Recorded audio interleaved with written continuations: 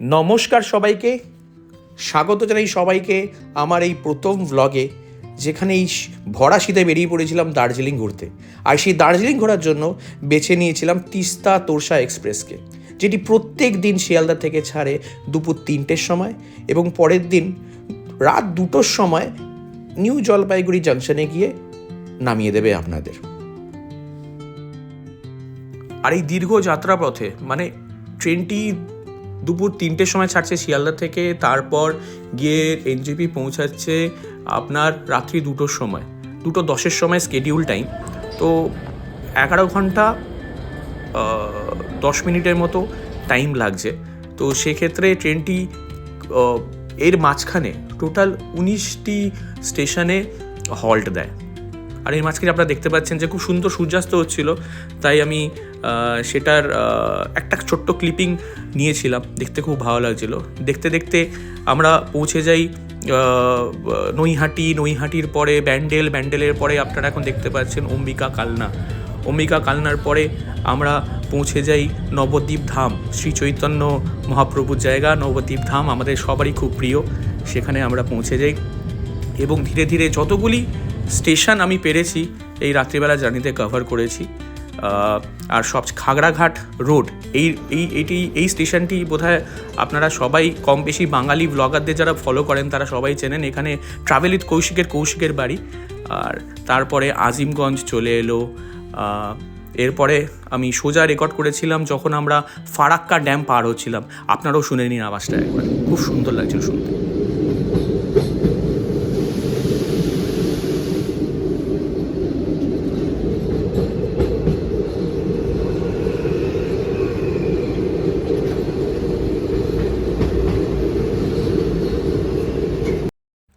এরপরে আমরা দেখতে দেখতে পৌঁছে যাই মালদা টাউন, যেখানে ট্রেনটির হল্ট ছিল 10 মিনিটের জন্য।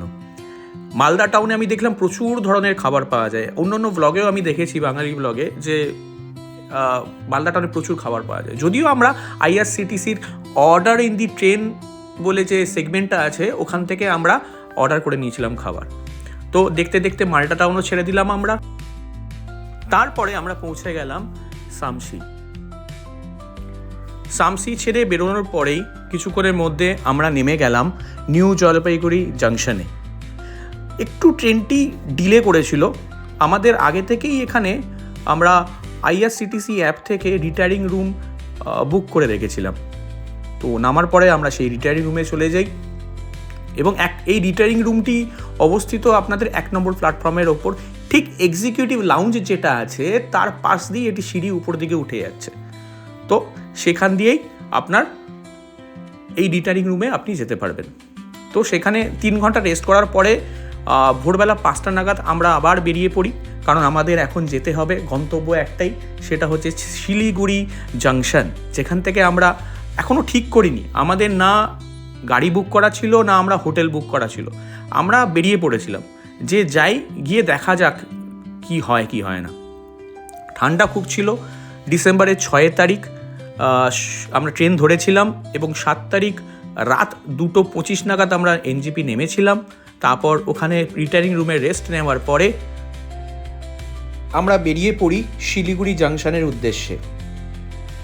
আর যথারীতি এই এসকেলেটরটি সেদিনও কাজ করছিল না, তো আমাদের হেঁটেই ওপরে উঠতে হয়। এনজেপি স্টেশন থেকে 30 টাকা করে ম্যাজিক গাড়ি ভাড়া করে আমরা যথারীতি পৌঁছে যাই শিলিগুড়ি জাংশন বাস স্ট্যান্ডে। সেখান থেকে আমরা বাস বুক করি। সকাল 6টার প্রথম যে বাস ছিল ওই বাসটি আমরা বুক করি। আমি অন্যান্য ব্লগে দেখে এসেছিলাম 105 টাকা করে নেয়, কিন্তু আমাদের থেকে 125 টাকা করে নিল একটি টিকিট। আমরা প্রথমে দ্বিধাগ্রস্ত ছিলাম, শেয়ার গাড়িতে করে যাব না বাসে করে যাব। কিন্তু শিলিগুড়ি জাংশন পৌঁছানোর পরে যখন দেখলাম বাসটি সবে ছাড়বে করছে এবং অলমোস্ট ফাঁকা, তো আমরা ডিসাইড করলাম চলো বাসে করেই যাই, দেখি কি হয়। বাসে জার্নি শুরু করলাম। বাসটি অভূতপূর্ব গতিতে ছুটতে শুরু করেছিল। বাসের ড্রাইভার প্রচণ্ড এক্সপিরিয়েন্স ছিলেন, যা আমার দেখে মনে হলো, কারণ উনি কোনোভাবেই মনে হয়নি যে উনি যে গতিতে বাস চালাচ্ছেন কোনোভাবে কোনো কনফিডেন্সের অভাব ছিল ওনার মধ্যে। তো যথারীতি খুব দারুণ এক্সপিরিয়েন্স ছিল। চলুন আপনারাও দেখুন, উপভোগ করুন।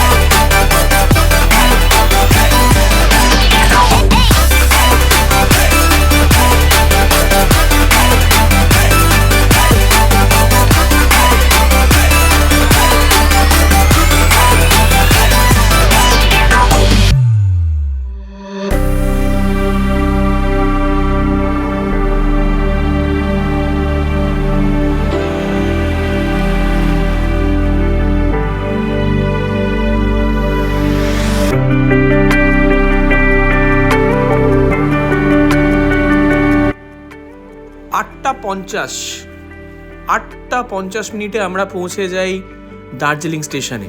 6টার সময় বাস ছেড়েছিল, 8:50 আমরা পৌঁছে গেছিলাম দার্জিলিং স্টেশনে।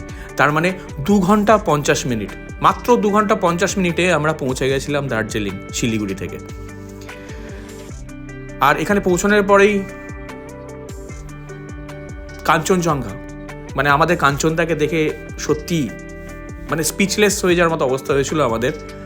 তো অনেকক্ষণ ছিলাম ওখানে, অনেক ভিডিওস করেছিলাম, অনেক ফটো তুলেছিলাম। তো তারপরে আমার প্রথমবার দার্জিলিং আসা, আমি যতই দেখছিলাম ততই অবাক হয়ে যাচ্ছিলাম ভেবে যে কতটা সুন্দর একটা জায়গা হতে পারে। তো ঘুরে ঘুরে দেখছিলাম দার্জিলিং স্টেশন, টিকিট কাউন্টার, যেখান থেকে আমরা এই দিনই টিকিট কেটেছিলাম পরের দিনে টয় ট্রেনের জন্য। আমাদের টার্গেট ওটাই ছিল, দার্জিলিং যখন যাচ্ছি টয় ট্রেন চড়তেই হবে, আর যদি টয় ট্রেন চড়ছি সেটাও হতে হবে স্টিম ইঞ্জিনের।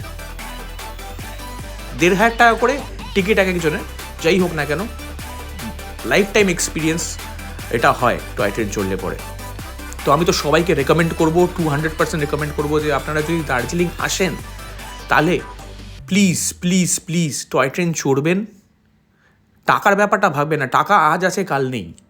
টয় ট্রেন চড়বেন, আর চড়বেন যখন টয় ট্রেন সেটাও স্টিম ইঞ্জিনওয়ালা টয় ট্রেন। ঘুরে ঘুরে দেখলাম, প্রথমবার নিজের স্বচক্ষে সামনে থেকে টয় ট্রেনের কোচেস যেগুলো আছে ওগুলো দেখলাম। একটা ডিজেল ইঞ্জিন অলরেডি লাগানো ছিল টয় ট্রেনে, ওটাও দেখলাম। একটা স্টিম ইঞ্জিন লাগানো ছিল তখন, সেটা দেখলাম। প্রথমবার দেখা, আমি অবাক হয়ে যাচ্ছিলাম, যতবারই দেখছিলাম ততবারই অবাক হয়ে যাচ্ছিলাম, মানে স্পিচলেস হয়ে যাচ্ছিলাম আর কি। 140 বছর কিংবা 120 বছর, যদি ভুল হয় তাহলে ক্ষমা করবেন, তার থেকেও পুরনো হয়তো এই ইঞ্জিনগুলো, কিন্তু এখনও চলছে। কিন্তু দুর্ভাগ্যবশত আমরা আমাদের কলকাতায় ট্রামকে বাঁচিয়ে রাখতে পারলাম না।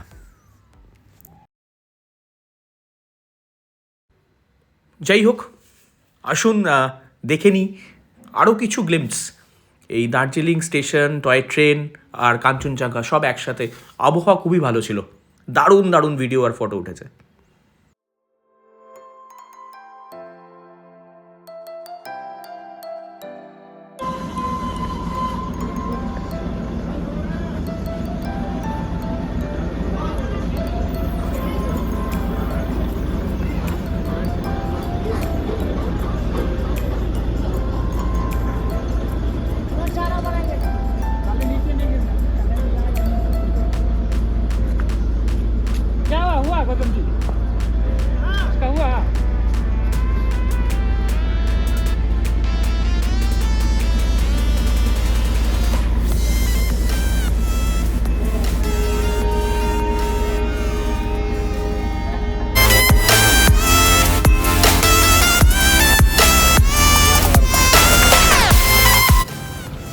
কাঞ্চনজঙ্ঘা দর্শন, দার্জিলিং স্টেশন দর্শন সব কিছু শেষ করে কিংবা কমপ্লিট করে আমরা এবার যথারীতি দার্জিলিং স্টেশন থেকে আমাদের যাত্রা শুরু করলাম ম্যাল রোডের দিকে। কারণ আমাদের কোনো হোটেল বুকিং করা ছিল না, আর আমরা ডিসাইড করেছিলাম যে আমরা ম্যাল রোডের আশেপাশেই কোথাও একটা হোটেল নিয়ে থাকবো। তো আমরা এদিক ওদিক সবাইকে জিজ্ঞেস করতে করতে আমরা এগোতে থাকলাম ম্যাল রোডের দিকে। আর যেতে যেতেই যেই দেখা পেলাম কেভেন্টার্সের, আমরা ঠিক করে নিলাম আজকের ব্রেকফাস্ট এখনো অবধি হয়নি, তাহলে এখানেই হোক। বেশি লাইন ছিল না, দাঁড়ালাম 10 থেকে 15 মিনিটের মধ্যে আমরা বলে দিয়েছিলাম আমরা টেরেসেই বসবো। টেরেসে টেবিল নাম্বার 3-তে আমরা বসে পড়লাম এবং কাঞ্চনজঙ্ঘার দর্শন করিতে করিতে আমরা আমাদের ব্রেকফাস্ট ওখানেই সারলাম।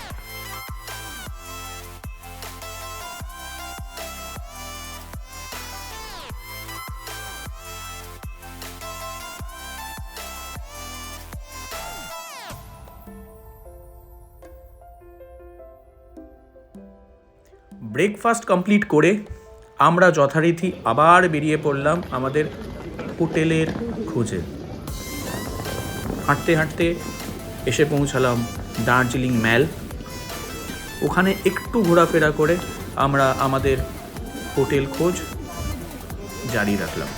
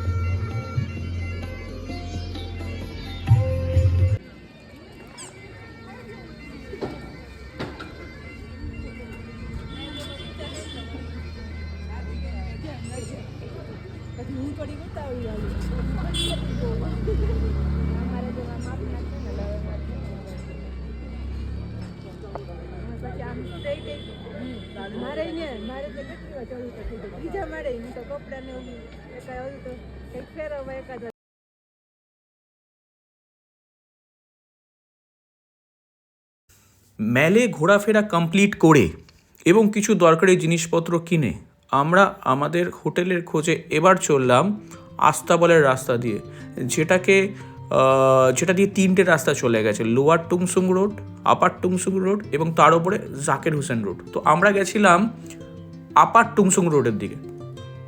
ওর ভেতর দিয়ে ঢুকে এই এরিয়াতে সস্তায় সস্তায় অনেক ভালো হোটেল পাওয়া যায় এবং খুব সুন্দর ভিউয়ের সঙ্গে। তো আমরা সেরকমই কোনো একটা হোটেল খুঁজছিলাম। তো দেখতে দেখতে পেয়ে গেলাম হোটেল আনন্দম। এই হোটেলেই একটু নেগোসিয়েশন করে আমরা রুমটা পেয়ে গেলাম 1000 টাকায়, ব্যালকনি সমেত রুম এবং দুজনের থাকার জন্য সাফিসিয়েন্ট, সঙ্গে বাথরুমে গিজারও আছে। কিন্তু আমি আবার একটা এক্সট্রা বায়না করেছিলাম রুম হিটারের জন্য, কারণ টেম্পারেচার খুবই কম ছিল। তো সেটার জন্য এক্সট্রা 300 টাকা করে পার ডে, তো 1300 টাকা করে পার ডে আমরা এই রুমটা পেয়েছিলাম, যেখানে এখানে কাঞ্চনজঙ্ঘার রেঞ্জ আমি বিছানায় শুয়ে শুয়ে দেখতে পাচ্ছিলাম। আর সঙ্গে ছিল একটা এক্সট্রা পাওনা, সেটা হলো এই ব্যালকনিটা।